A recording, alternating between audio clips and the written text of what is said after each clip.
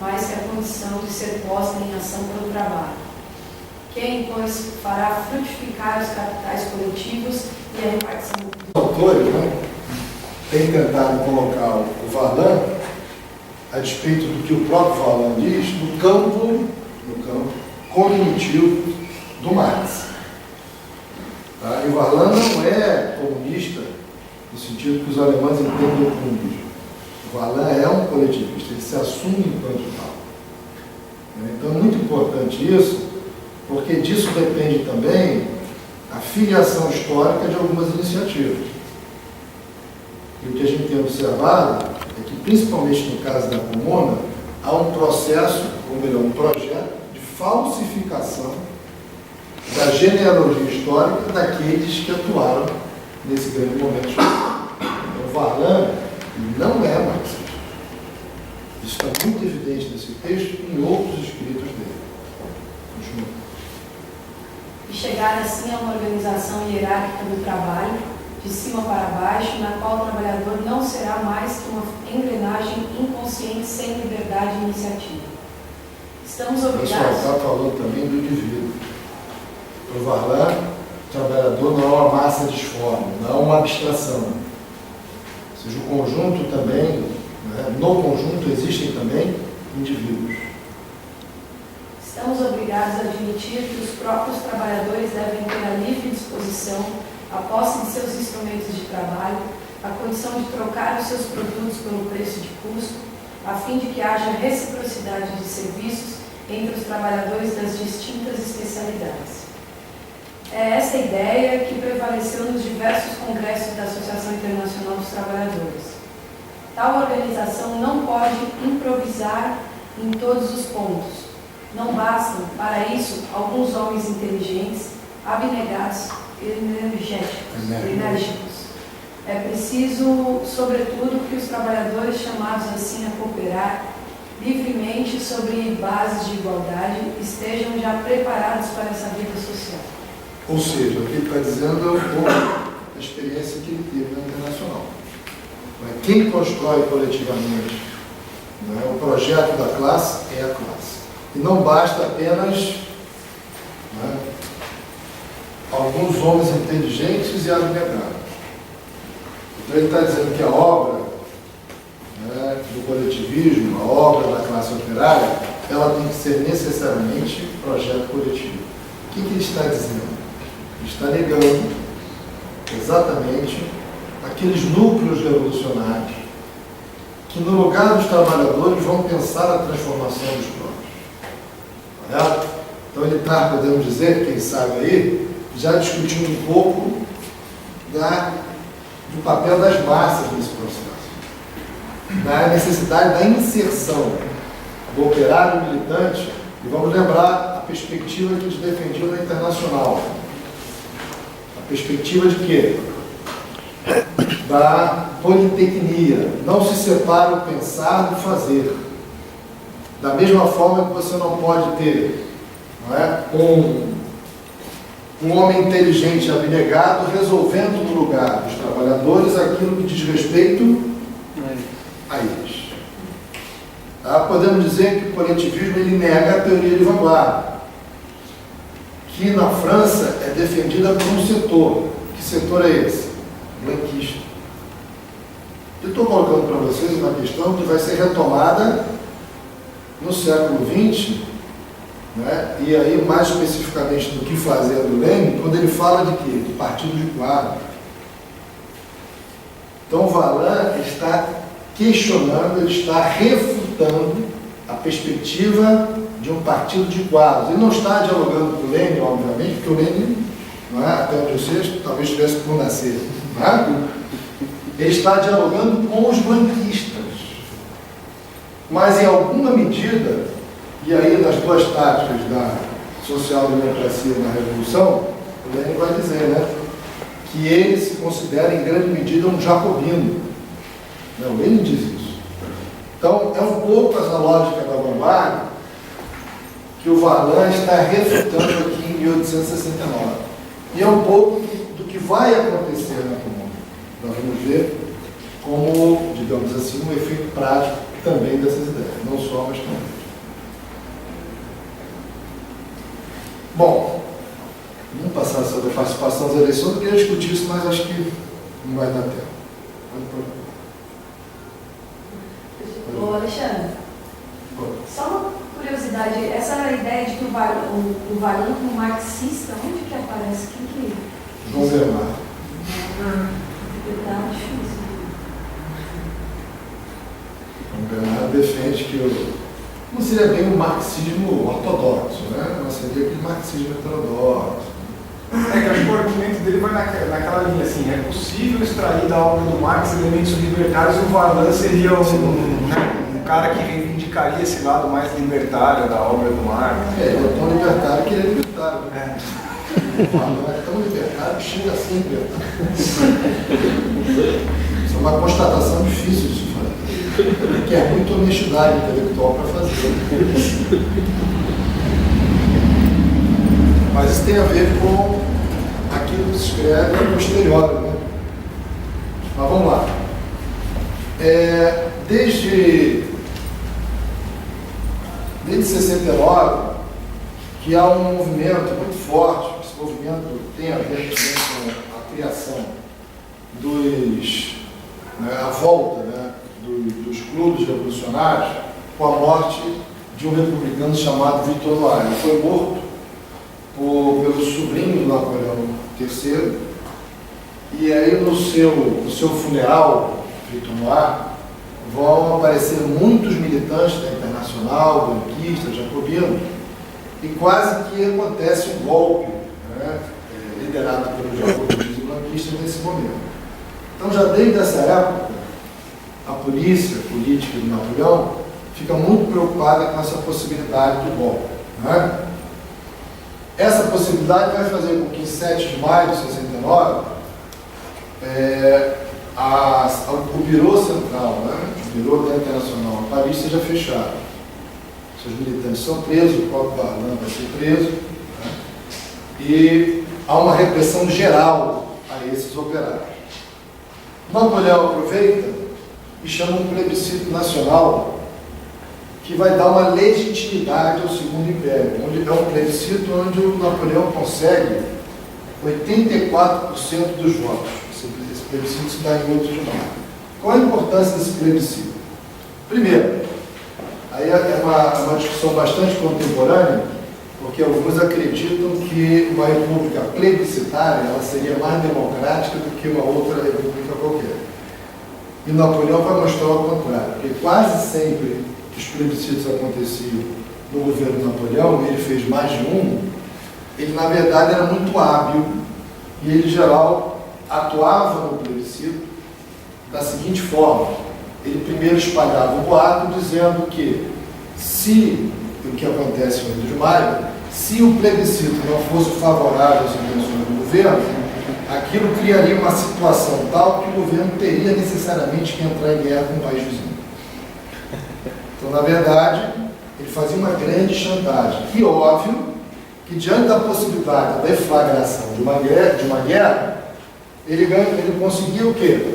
A aprovação, sob forma de plebiscito, de boa parte dos eleitores franceses. Então, Napoleão ficou muito satisfeito porque o plebiscito, que dá a ele 84% dos votos, parecia confirmar também o prestígio do governo. Só que isso foi um grande engodo. O governo não tinha prestígio a despeito de ter os votos do plebiscito. Mas como é possível, né, essa relação tão díspare, né? Se você tem o apoio de 84% dos eleitores ao seu projeto e você, ao mesmo tempo, não tem o prestígio com esses 84% que votaram aí no seu projeto. Parece um absurdo. Mas não é um absurdo quando você entende que Napoleão ameaçava principalmente os camponeses com a possibilidade de uma guerra. Né? E a gente sabe que, historicamente, na França, o setor da sociedade que mais sofre com a guerra é o setor camponês. Ou seja, as vidas dos camponeses, elas são pautadas por um ritmo que se recupera, né, assim, no máximo em um ano. que seria o ritmo de um plantio e de uma colheita. É diferente da cidade. A cidade tem outro ritmo. Então, a destruição de uma semeadora implica em fome por pelo menos 2 anos. Então, os camponeses, eles têm pavor das guerras. Eles não querem as guerras. Nesse sentido, Napoleão ameaça o tempo inteiro com a possibilidade de uma guerra. Não é? Só Mas passa esses 74% é considerado os eleitores que foram votar, né? Porque nem todos vão. Nem tudo jogo. Tem isso também, né? Se pegar toda a população adulta, na verdade não vai ser os Não, 74%. por exemplo, no caso de Paris, o comparecimento das zonas foi pífio, porque a propaganda contra o plebiscito foi muito grande. Nas áreas onde não havia mobilização, obviamente, que prevalecia a tese do governo. Qual era a tese do governo? Ou o plebiscito aprova as medidas que o governo quer tomar, inclusive mexendo na Constituição, ou então a França será obrigada a ir à guerra. Então, obviamente que é uma votação feita a partir de uma chantagem. É mais ou menos aquela história da síndrome de Estocolmo, né? Quando o indivíduo é sequestrado passa a ter algum afeto, alguma simpatia pelo sequestrador. Né? Quer dizer, mais ou menos igual. Aquela possibilidade que às vezes se fala então no campesinato e o Napoleão era muito mais por esse medo da guerra, então assim, dá para atribuir essa ligação que fala do campesinato com o Napoleão, principalmente por esse medo da guerra. Medo da guerra, medo da pendúria, entendeu? E outra coisa, em geral, como é que o Marx analisa essa relação dos camponeses com Napoleão? De uma forma muito simples, os camponeses são reacionários, ponto. Para quem não acredita, basta ver, né, o capítulo 24 do Capital, né, que ele diz isso textualmente, não só no manifesto do Partido Comunista também. É a análise do Marx em relação aos camponeses. Ele diz que os camponeses são quase que ontologicamente reacionários. É uma classe que tem na sua essência o reacionarismo. É isso aí. Que texto que está mesmo? Está no capítulo 24 do Capital e no Manifesto do Partido Comunista. Os dois ele fala a mesma coisa. Na verdade, no capítulo 24, ele bota isso como uma nota de 3 páginas, uma nota explicativa, e ele, na verdade, está citando uma parte do manifesto. Né? Sobre lá. É o capítulo 24 é o que trata da acumulação primitiva. Bom. Alexandre, a bibliografia que fala dos camponeses em relação a Napoleão, você sabe? Você Do Marx em relação? Não. Essa outra visão, né? Você está falando que é desse medo dos camponeses. Se tem uma bibliografia que você fala. Para não ser autorreferente, entendeu? Para não ser autorreferente, porque eu sou muito modesto, entendeu? Eu vou dizer a você que o Eduardo Dorian, que aparece ali ele fala sobre isso também. Tá? Não só ele, tem outros autores também. Ele e você, né? Mas eu sou de segunda mão, né? Eu cito o Dorian. E não tem português, só tem espanhol, né? Eu tenho. Porque isso também vai ser a visão que se tem até hoje, assim, vai passa também, mas vai ser a visão de camponês que vai ter até hoje. A gente pensar em movimento social. Camponês reacionário. É engraçado que, por exemplo, no MST, os teóricos do MST, alguns não, o camponês é reacionário, isso para não desmentir Marx, né? O camponês é reacionário. O que acontece com o avanço das forças políticas, não temos mais camponeses. Nós temos proletariado rural. Então agora não é mais aquela classe, é outra classe. Ou seja, para preservar os teóricos, você distorce toda a realidade.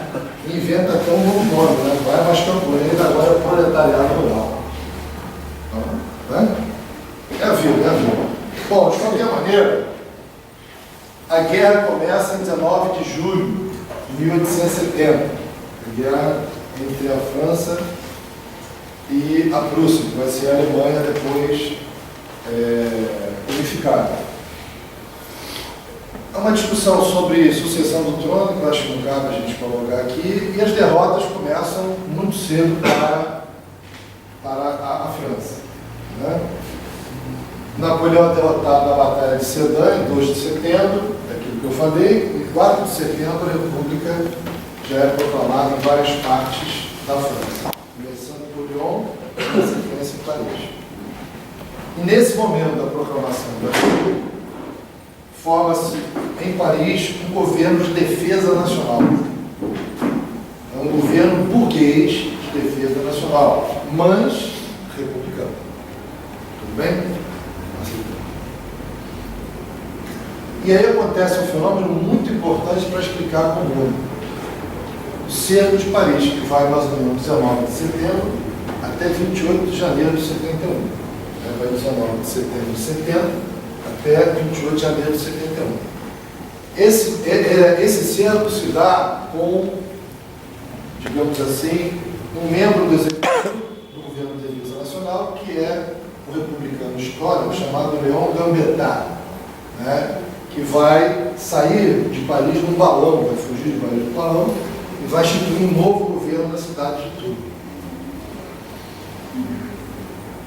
Apesar de republicana, as derrotas continuam acontecendo. Os generais continuam sendo derrotados. Em 7 de outubro, na Batalha de Metz e outras batalhas que vão acontecendo. Né? A guerra não acaba, apenas o império acaba. A guerra continua na condição de república. E aí, nesse cerco de Paris, vai acontecer, como eu disse, vai acontecer um fenômeno que é muito importante para explicar a Comuna de Paris. O que os prussianos vão fazer? Eles vão cercar Paris e vão impedir que Paris receba qualquer tipo de alimento. É um cerco. Paris fica sitiada e não pode entrar nenhum alimento. Qual é a consequência disso? Fome, obviamente, em Paris. Para a burguesia, restou a alternativa da carne dos animais do zoológico. Os animais zoológicos são abatidos, os felinos, os paquidermes, são todos eles abatidos e vão servir de carne para a burguesia, ou seja, dos bairros mais ricos de Paris. Nos bairros mais pobres, resta uma alternativa de uma carne menos nobre, ratos, gatos e cães. E, aliás, tem até os desenhos da época, parecem os cidadãos de Paris, um pouco menos afortunados, ajoelhados nos bueiros, esperando que os gatos, à procura de comida, também venham brotar desses bueiros. Então, você tem... Isso é muito difícil, exatamente. Você tem de setembro a janeiro de 71, os parisienses submetidos a uma profunda penúria. Muita gente mora. As estatísticas são de pelo menos 2 a 3 mil parisienses morrendo por conta de doenças derivadas da insuficiência alimentar. E aí o que acontece? Qual é o diagnóstico dos parisienses dessa grande crise? Qual é o diagnóstico deles? O governo de defesa nacional não os defende de nada. É um governo incapaz de vencer os prussianos e, mais ainda, incapaz de abastecer Paris. E aí talvez vocês entendam o porquê do crescimento dos clubes revolucionários enquanto alternativa ao poder instituído. Correto? Os clubes revolucionários aproveitam para fomentar o quê? Para fomentar a crítica ao governo instituído.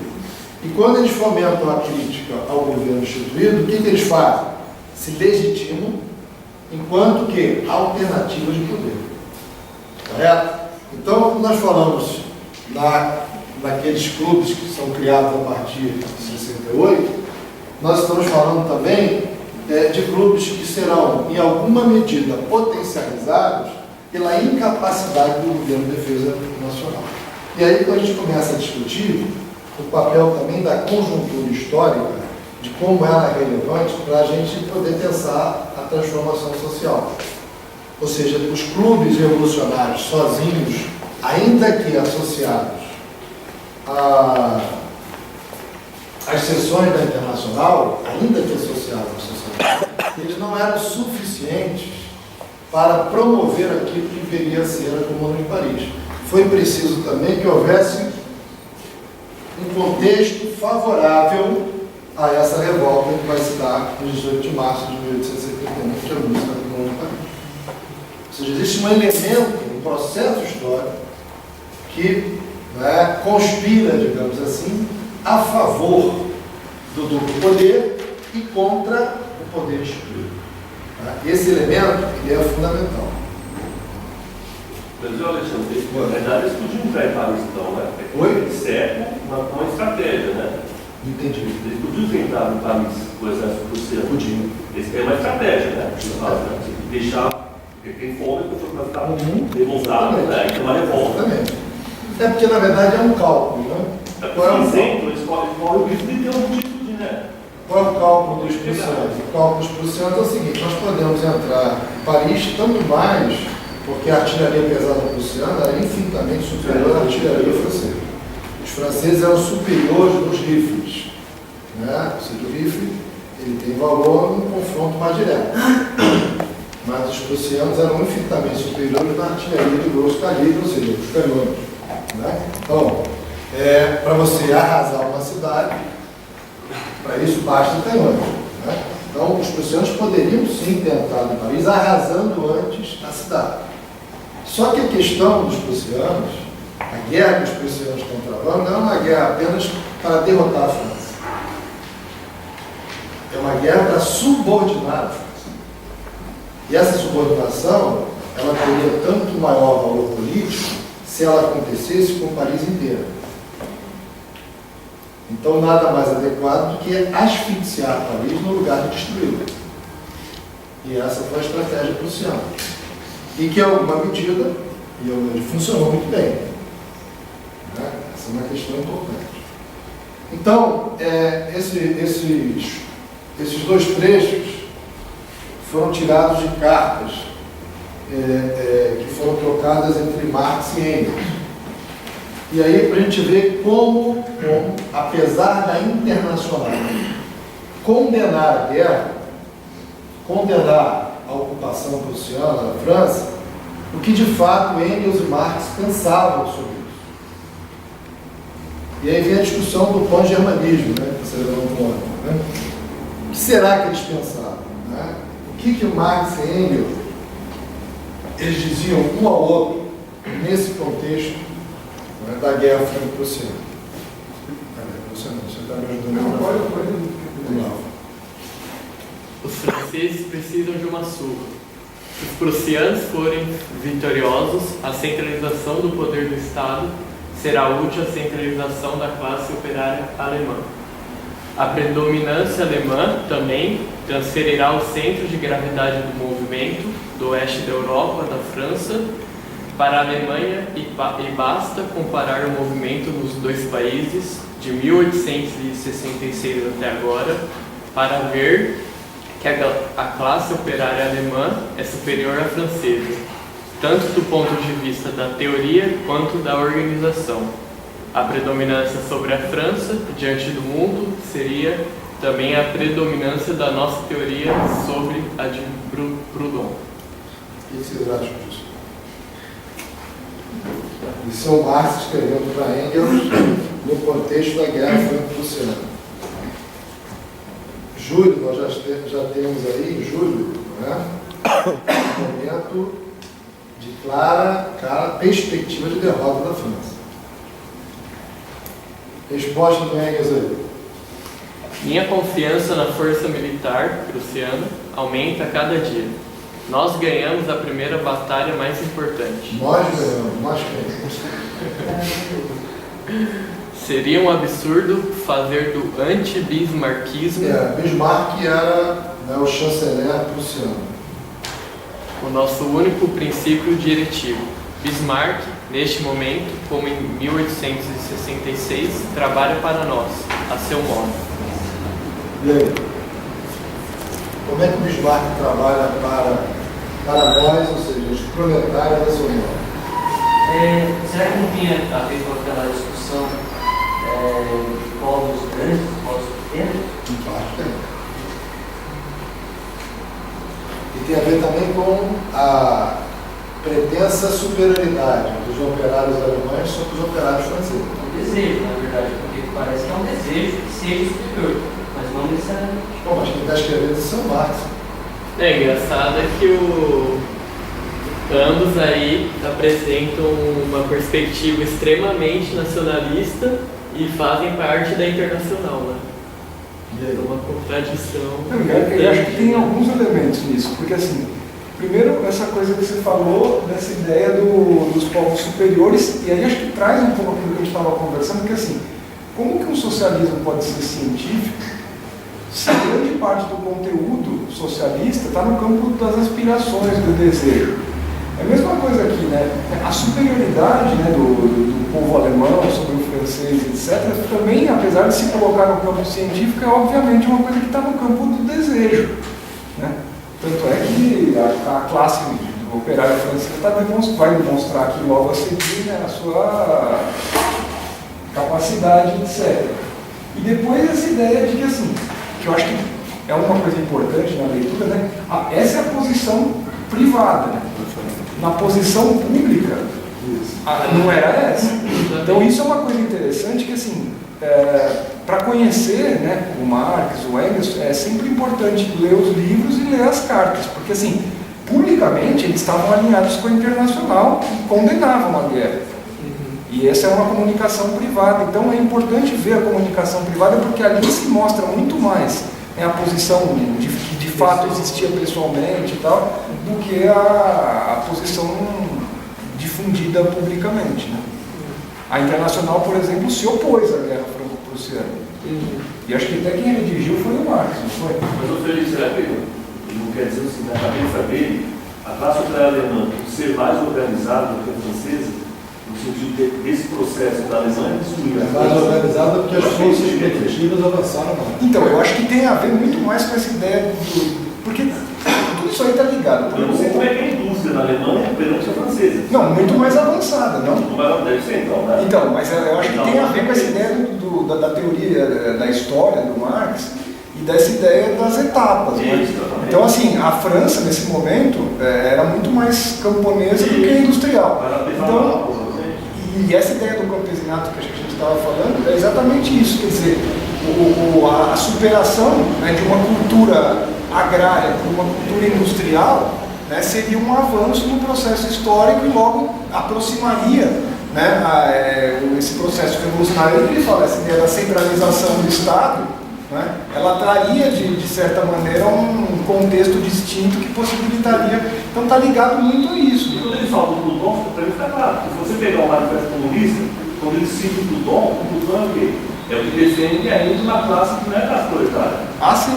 Você entende? Então está muito claro para falar, minha mulher está dando o Proudhon é porque o Proudhon está ligado muito aí os trabalhadores que morrem na França. E o contexto francês que nesse momento era, eu não sei se você sabe o percentual, mas assim, a grande maioria camponês, né? Mas eu penso assim, a disputa também que tinha nesse momento também na Internacional, então, sempre, né, entre proudhonianos e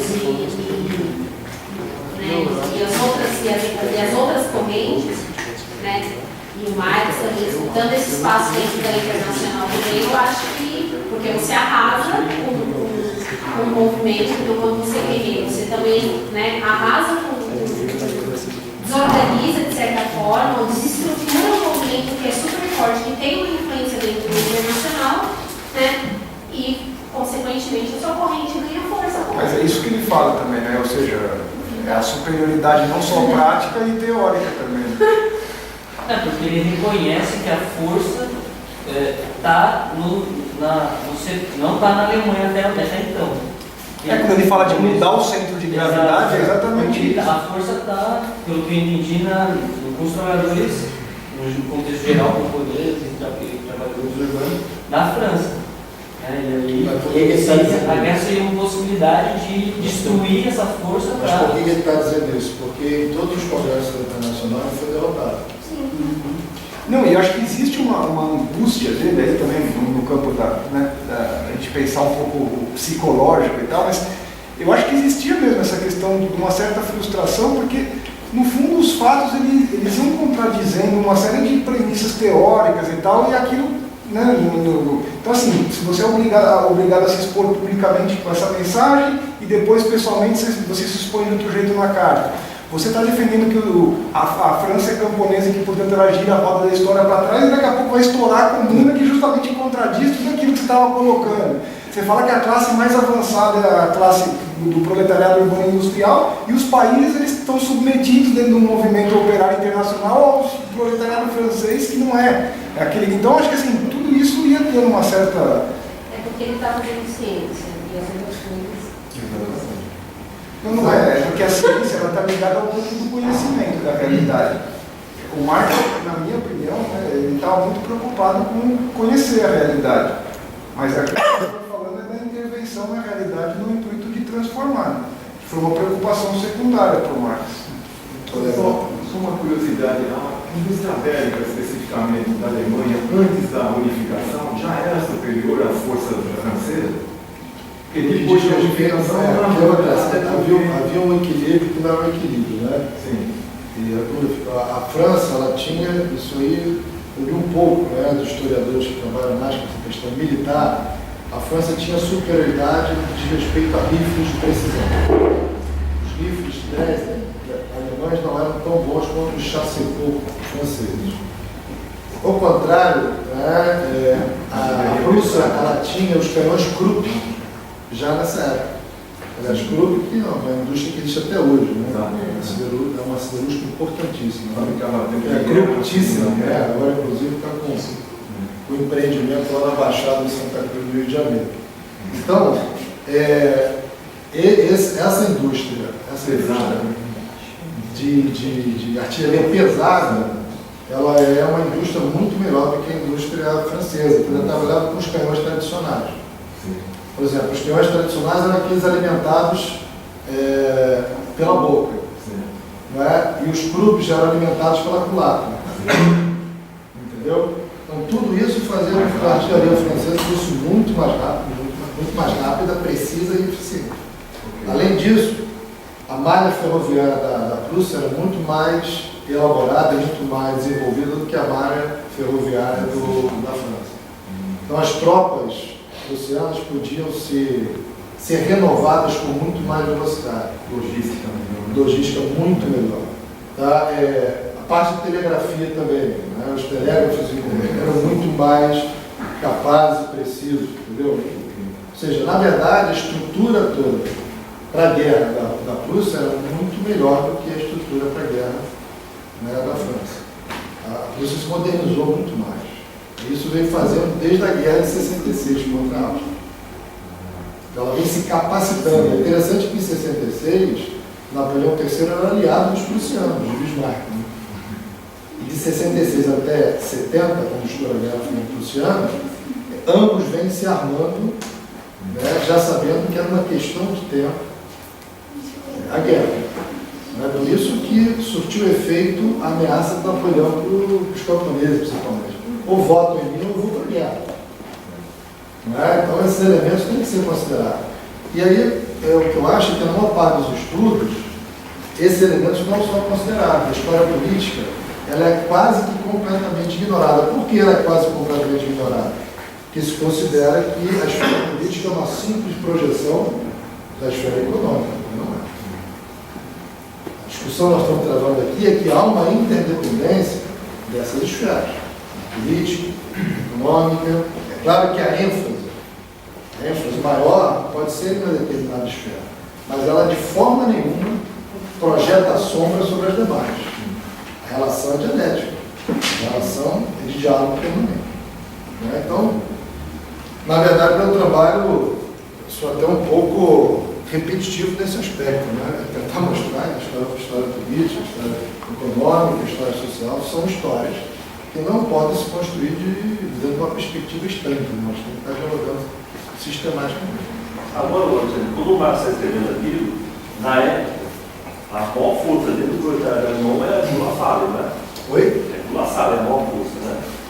Boa expressão, o proletariado alemão, ele é hegemônico. A teoria, ele já morreu, Lassalle já morreu. Tá? A teoria dele, né?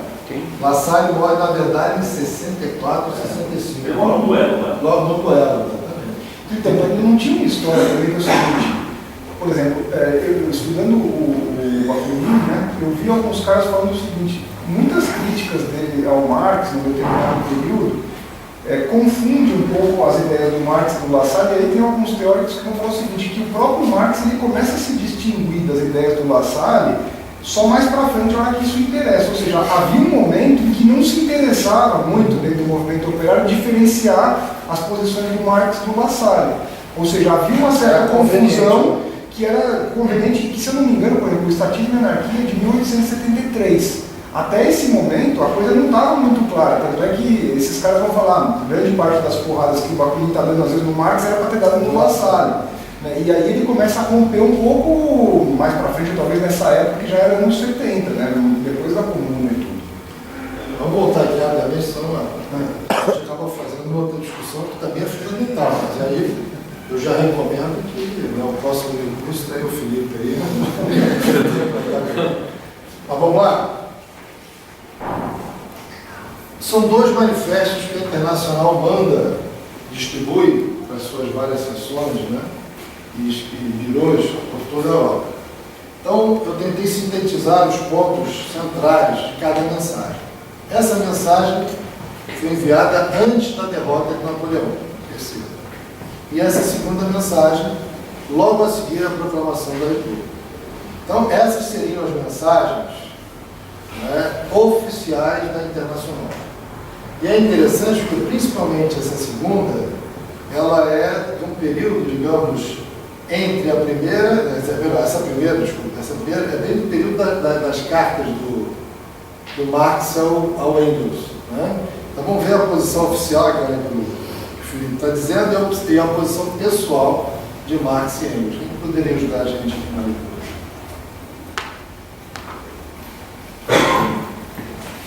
Mensagens do Conselho Geral da AIT. Primeira, 23 de julho de 1870. A guerra não é obra de franceses, mas sim do Segundo Império. B.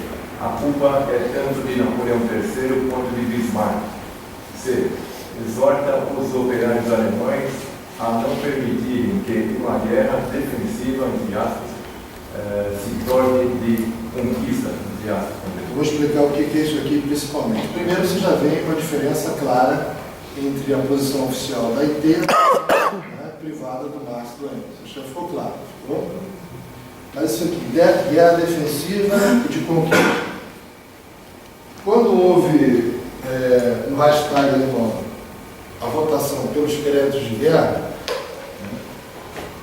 os dois membros do campo marxista, que eram já deputados do Reichstag, o Bebel e o Liebknecht, ambos se abstiveram de votar. Não votaram a favor nem contra. Por quê? Porque se eles votassem contra a guerra, eles seriam encarados pelos alemães como traidores. Se eles votassem a favor, eles estariam dando um voto, um crédito à iniciativa belicista do Bismarck. Então, o que eles fizeram? Abstenção. Né? Por que eles se abstiveram? O Marx vai dizer o seguinte, nessa época. Esse primeiro momento é o momento em que a Prússia está se defendendo da França. A Prússia não está fazendo guerra contra a França, está se defendendo da França. Enquanto essa guerra, segundo Marx, enquanto ela for defensiva, a Prússia tem todo o direito, tem toda a legitimidade de fazer essa guerra. Não é? Quando ela se tornar guerra de conquista, ou seja, ofensiva, aí não. Aí nós temos que condenar a iniciativa prussiana. Não é? Na verdade, o que o Marx está fazendo aprovando a primeira fase da guerra e reprovando a segunda fase da guerra, dizendo que a primeira fase era defensiva e que a segunda se torna de conquista. Agora, na tua leitura, a primeira fase era defensiva ou não? Bom, quem provocou a guerra foi o Bismarck o tempo inteiro. Aí é difícil você, por exemplo, na aparência era uma guerra defensiva. E quem declara a guerra é o Napoleão III. Isso é um fato histórico. A guerra ela é declarada pelo Napoleão III. Mas isso, na verdade, Napoleão III ele vai declarar a guerra à Prússia por uma série de circunstâncias, de provocações que o levaram a fazê-lo. Não quer dizer que Napoleão III tenha razão, obviamente que não. Mas quero dizer o seguinte, ela se tornou uma guerra defensiva, mas ela foi preparada o tempo inteiro como uma guerra de conquista. A discussão é a seguinte, será que o Marx foi de fato convencido pela propaganda bismarckiana de que era uma guerra defensiva? Marx, que era uma pessoa tão capaz de interpretar as conjunturas, essa que é a discussão. Será que ele foi enganado de fato pela política externa prussiana? Essa é a discussão. Não é? A gente sabe que o Marx era tudo menos um analítico ingênuo. Não é? Então essa é uma discussão que eu vou deixar pelo menos aí o benefício da dúvida para vocês. Não sei. Né? Vamos ver, não sei, pode ser. Mas vamos ver a segunda declaração, já no período da República. Quem pode nos ajudar?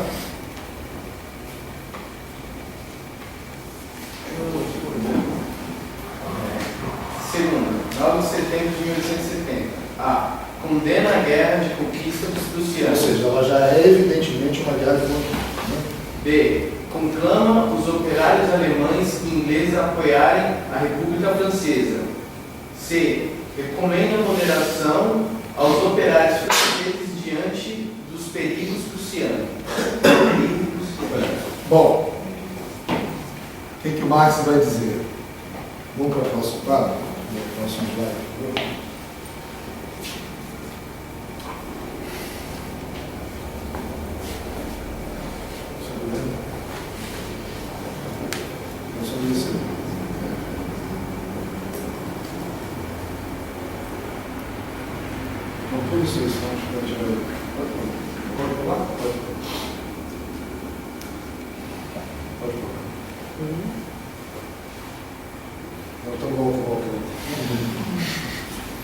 Vamos ver se senão vai ficar meio capítulo. Isso aqui, na verdade, em agosto de 1870, as cartas ainda entre Marx e Engels. Né? Quem pode nos ajudar? Marx e Engels e a guerra defensiva. Creio que o nosso povo pode unir-se ao movimento nacional. Você pode ver pela carta de Kuhlmann o quão forte ele está, na medida em que, pelo tempo em que ele limitar-se à defesa da Alemanha, o que não exclui uma ofensiva, em certas circunstâncias, até a chegada da paz. 2. Ao mesmo tempo, enfatizar a diferença dos interesses nacionais alemães e os dinásticos prussianos. Ou seja, ele está tentando dizer o seguinte, nós temos que fazer uma diferenciação entre os interesses nacionais da Alemanha, que são legítimos, e os interesses, né, que ele chama de dinásticos prussianos. Então existe uma classe dominante prussiana que deve ser combatida, mas um interesse nacional que deve ser preservado. Tá? Ele tenta dissociar uma coisa da outra. Bem, né? Trabalhar contra qualquer anexação da Alsácia e da Lorena. Bismarck agora insinua a intenção de anexá-la à Bavária e à Baden. O que aconteceu de fato. Assim que o governo republicano não chauvinista estiver no comando de Paris, trabalhar pela paz com ela. Enfatizar constantemente a unidade de interesses entre o povo francês e o alemão, que não aprovam a guerra e que não estão declarando guerra um ao outro. Então, na verdade, tem uma pequena diferença aí, porque agora ele fala de povo francês e povo alemão. Né? Bem diferente daquela outra carta. Né? Ele fala do operariado francês, que é inferior, o alemão, que é superior, já tem aí um outro tom, a carta de Marx. Isso aí, na verdade, é a imagem da República, né? Uma pintura da proclamação da República em 4 de setembro de 1870. Bom, e aí tem um novo quadro político para Paris. O que vai acontecer? 18 de janeiro, proclamação de Guilherme I como o imperador ou Kaiser da Alemanha unificada. E essa proclamação acontece em Versalhes, justamente na Sala dos Espelhos, o que os franceses consideram uma grande humilhação. Ou seja, o imperador, não é, da Alemanha unificada, proclamado enquanto tal, Guilherme I, dentro do Palácio de Versalhes, espaço tradicionalmente ocupado pelas grandes figuras políticas da França. Ou seja, uma França derrotada e sediando a unificação do país que a derrotou. Então, isso para os franceses foi uma grande provocação. Eleição da Assembleia Nacional. Há uma eleição em 13 de fevereiro, e é curioso que a Assembleia Nacional ela é eleita com uma maioria de conservadores. Olha só, a França sai derrotada da greve, é obrigada a pagar uma pesada multa, perde parte do seu território, Alsácia e Lorena, né? E ainda por cima, em 13 de fevereiro, na sessão em Bordeaux, dá posse a uma Assembleia Nacional, né, para criar uma nova Constituição de maioria conservadora, onde os assentos da monarquia, ou melhor, dos monarquistas, superam, né, somados legitimistas, né, e orleanistas, superam os republicanos. Ou seja, é uma Assembleia bastante conservadora, eleita pelo sufrágio universal. E aí é um questionamento, principalmente por parte dos operários de Paris, sobre a legitimidade do sufrágio universal. Essa é uma questão importante que a Comuna também vai tentar resolver, e é aquela discussão que nós estamos fazendo hoje. Né? Como Paris, né, e a França, ambas, né, a nação e a capital humilhadas, como é que se explica o fenômeno da eleição de representantes de um setor extremamente conservador, em grande medida, setor este responsável pelos elementos que levaram a França à guerra. Indicação do Adolphe Thiers como chefe do executivo, que seria o presidente, não tem esse nome, porque ainda está em processo de discussão como vai se dar a República Francesa. Adolphe Thiers, para vocês terem uma ideia, é um monarquista orleanista. Então, o chefe do executivo é um monarquista orleanista. Seria um monarquista liberal. Né? Inclusive, o Thiers era historiador, né? Cuidado com os historiadores. Né? E acontece nesse contexto, né, dois levantes, um 31 de outubro de 70, um dia 22 de janeiro de 1871. Esses dois levantes que acontecem em Paris, eles são muito interessantes. Por quê? Porque eles não têm o apoio claro das seções da Internacional. Quem faz, na verdade, ou seja, quem protagoniza, na verdade, esses dois levantes é o setor blanquista. A pergunta é, por que os internacionais ou internacionalistas, por que eles não apoiam esses dois levantes em Paris? Uma vez que havia uma aproximação clara, pelo menos no que diz respeito à ruptura com o governo, entre os dois grupos, né? Blanquistas e internacionalistas. Por que eles não apoiam? Por um motivo muito simples. Para os internacionalistas, tanto o 31 de outubro quanto o 22 de janeiro eram levantes com características essencialmente políticas. Não havia um acordo claro com as bases operárias. Então eles entendiam o seguinte: esses levantes não são levantes sociais, são levantes políticos. Eles querem derrubar, não é, um presidente ou um chefe do executivo e colocar um outro no lugar. Os operários já tinham visto esse filme em 1830 e em 1848 e não queriam a reprise em 1870. Está claro isso, pessoal? Ou seja, eles não engrossam, não apoiam, também não são contra, mas não apoiam esses dois levantes, porque, segundo os internacionalistas, esses levantes não tinham o apoio claro da classe trabalhadora. Eram levantes, portanto, de uma orientação republicana radical, e não levantes com corte classista que eles achavam o mais adequado. Tudo bem?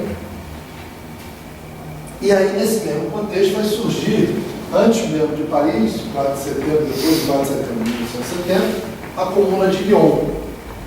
A Comuna de Lyon, ela dura muito menos do que a Comuna de Paris, é anterior à Comuna de Paris.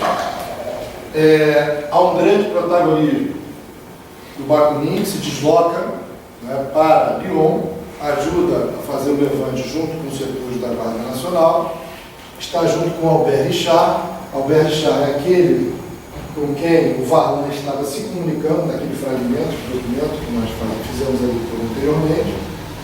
Eles criam, né, muitos filiados da Associação Internacional. Eles criam um comitê de salvação da França, que seria um comitê que substituiria provisoriamente o governo. A Comuna foi proclamada no dia 24 de setembro, né, e a tomada do Hotel de Ville, que seria a prefeitura central de Lyon. Então é uma tomada de poder, boa parte dos representantes oficiais fogem, outros ficam nos bairros mais distantes da prefeitura, mas aquele 28 de setembro, a Guarda Nacional Burguesa derruba a Comuna de Lyon, ou seja, já tem um pouco. Ela dura de 24 a 28 de setembro. A Bakunin quase é preso, mas consegue fugir para Marseille, onde posteriormente vai haver também a Comuna de Marseille. Né? Então, é o primeiro momento, a primeira tentativa de instituição de uma comuna que acontece em Lyon, muito antes de Paris. Aqui tem uma declaração da Federação Revolucionária das Comunas. Né? Eu acho interessante a gente fazer uma leitura rápida desse documento, até porque ele é muito sucinto, porque aí estão os elementos que nós discutimos na questão levantada na Internacional ontem. Né? Então, acho que o documento ele é, em grande medida, uma síntese de boa parte do acúmulo dos operários, né, dentro da Associação Internacional dos Trabalhadores. Tá? Quem pode nos ajudar na leitura?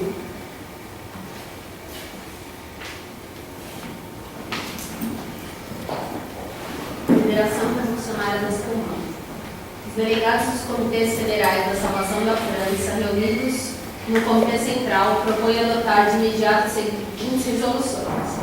Artigo 1º. A máquina administrativa e governamental do Estado tem se tornado importante, está abolida. O povo da França entra em plena posse de si mesmo. Artigo 2º. Todos os tribunais criminais civis estão suspensos e substituídos pela justiça do povo. Artigo 3. O pagamento do imposto e das hipotecas está suspenso. O imposto é substituído pelas contribuições das comunas federadas, retiradas das classes ricas proporcionalmente às necessidades da salvação da França. Artigo 4. O Estado, tendo sido destruído, não mais poderá intervir no pagamento das dívidas privadas. Ou seja, não paga dívida.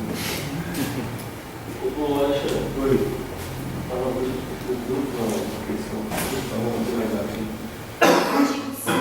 Todas as organizações municipais existentes estão dissolvidas e substituídas em todas as comunas federadas por comitês da salvação da França, que exercerão todos os poderes sob controle imediato do povo. Artigo 6. Cada comitê de centro administrativo de departamento enviará 2 delegados para formar a Convenção Revolucionária da Salvação da França. Artigo 7. essa convenção reunir-se-á imediatamente na prefeitura de Lyon, ser a segunda cidade da França e a mais com condição de assegurar energicamente a defesa do país. Essa convenção, apoiada por todo o povo, salvará a França. As armas. As armas, exatamente. Aí tem aqui os que subscrevem, né, o Bacunista aqui entre eles, o Dupin também, que é da Internacional, o Albert Richard também é da Internacional, ou seja, é um documento claramente inspirado nas premissas da AIT. Não é? E aí eu destacaria dois elementos que são, para mim, sintomáticos da orientação ideológica desse documento. Primeiro, a derrubada imediata do Estado, e segundo, a organização sob forma federativa. Que também são discussões que nós vimos que são travadas na Internacional, né, nos congressos anteriores a 1870. E aí, para a gente encerrar e passar para o intervalo, né, eu gostaria de que nós lêssemos duas posições bem diferentes e contemporâneas sobre a conjuntura da França. Uma opinião do Bakunin e a outra do Marx. Ou seja, os dois estão vivendo a mesma circunstância e têm posições bem diferentes sobre a atitude, né, que deve ser tomada pelos revolucionários franceses. Né? Quem pode nos ajudar nessa leitura?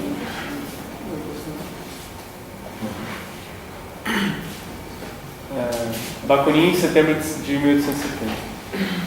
Abre aspas. A máquina governamental, o Estado, está destruído. A França não pode ser salva senão por uma sublevação imediata, geral, anárquica, de toda a população das cidades e dos campos. Anárquica no sentido que deve fazer-se e organizar-se à margem de toda a tutela, direção oficial, governamental, de baixo para cima, declarando em todas as partes atrevidamente a decadência do Estado com todas as suas instituições e a abolição de todas as leis existentes e não deixando de pé mais que uma só lei, a da salvação da França contra os prussianos do exterior e contra os traidores do interior. Ou seja, essa é a posição do Bakunin, tá? Em setembro de 1870. No mesmo mês de ano, a posição do Marx. A classe trabalhadora francesa se move, portanto, sob circunstâncias de extrema dificuldade. Qualquer tentativa de prejudicar o novo governo na presente crise, quando o inimigo está prestes a bater às portas de Paris, seria uma loucura desesperada. Ou seja, aquilo que o Bakunin propõe, Marx diz que seria uma loucura desesperada. Os operários franceses devem cumprir seus deveres como cidadãos, mas, ao mesmo tempo, não se devem deixar dominar pelos souvenirs nacionais do Primeiro Império.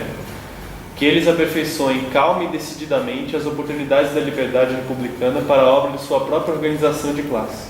O que vocês acham?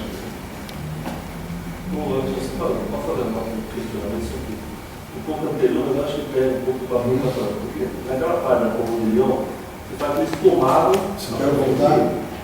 Quer que volte? Não precisa. Você fala isso tomado a prefeitura. Mas o Bakunin dá bastante. Tá. Ele que escreveu esse documento. Então, o documento é da Lava. Mas em que sentido fazer tomar a prefeitura? Como é que é? Não no sentido de administrar, então. Não, mas derrubar, para eles a prefeitura representa o Estado. Então, eles tomam a prefeitura, eles estão derrubando. Eles tomam para destruir. Exatamente. Para destruir e construir algo diferente, dentro dos critérios apontados por eles no programa. Bem? Um detalhe assim, do ponto de vista material, das propriedades. Né? Por exemplo, essas cidades, as pessoas tinham as suas propriedades privadas, suas casas, o seu espaço para ter o seu cultivo ali. Como é que foi? Foram resolvidos. Como é que foi o que? Em Lyon, você está falando? Em todas, Tem mais 5 minutos de Vamos trabalhar bateria. porque senão não dá para generalizar. Eu acho que já está terminando essa Lyon, parte. por acaso, não chegou a ser. Aham, para garantir, né? Beleza. Aí nesse intervalinho coloca para carregar um pouco. Propriamente na efetivação. Então, o que aconteceu na verdade em Lyon foi a derrubada do governo do poder político, o que o Bakunin interpreta como a derrubada do próprio Estado, simbolizada na tomada da prefeitura de Lyon, e e obviamente aquele pequeno proclama que é uma carta de intenções. Você vê que são pontos muito gerais, não tem pontos específicos. Não chegou a realizar nada daquilo. Não chegou a se realizar nada daquilo, mas havia a intenção de se realizar o que estava colocado no proclama. Agora durou apenas 4 dias. Então, essa é a questão. É por isso que a Comuna de Paris ela é muito mais estudada, porque pelo menos o período é mais dilatado, né? Com 72 dias. Mas mesmo em Paris você chegou a questionar isso, a fazer Chegou a alguma questionar. A questionar sim, mas a fazer algo de concreto para Se fez, se só coletivizar. que isso ficou inconcluso. Isso começou o processo, mas ele ficou inconcluso por conta da Comuna. E os pequenos proprietários não reagiram? Ou eles estavam... Eles até vão reagir, vão tentar reagir, na medida das suas forças. Essa que é a questão. Essa que é a questão. Se a maioria se impõe porque está organizada, a possibilidade de reação a isso é muito reduzida, né? Muito atenuada diante, digamos assim, de um poder mais robusto, mais hegemônico. É o que aconteceu com Bem? Bom, então dá para entender bem a posição. Deixa eu ver só o próximo. Gente, olha só, aqui a gente passa o intervalo, 10 minutos, só falar um pouquinho sobre o que é Paris, né, nesse momento. Essa parte mais escura central, esse miolo, seria a cor mais de tijolo, né, é a Paris antiga. São mais ou menos 14 distritos. E essa parte maior do entorno, é a Paris que cresce a partir de 1859. Há uma grande reforma em Paris, promovida por um prefeito chamado Haussmann, né? E ele vai anexar toda essa área que está aqui em laranja. Então, Paris cresce de 13, 14 distritos para 20 distritos. Mas em que nos interessa isso, para além da questão urbana? Né? Em que isso nos interessa? É porque esses bairros da periferia, eles crescem, são anexados, e são bairros essencialmente operários. Então, Paris cresce não apenas do ponto de vista da expansão geográfica. Paris cresce também no sentido de quê? Né? Da classe operária, ou seja, todo esse cordão aqui, que é basicamente, né, formado por bairros operários, todo esse cordão passa a fazer parte da capital financeira. Então ela não cresce só, como eu disse, geograficamente, ela cresce também em densidade proletária. Isso é muito importante para a gente entender a Comuna também.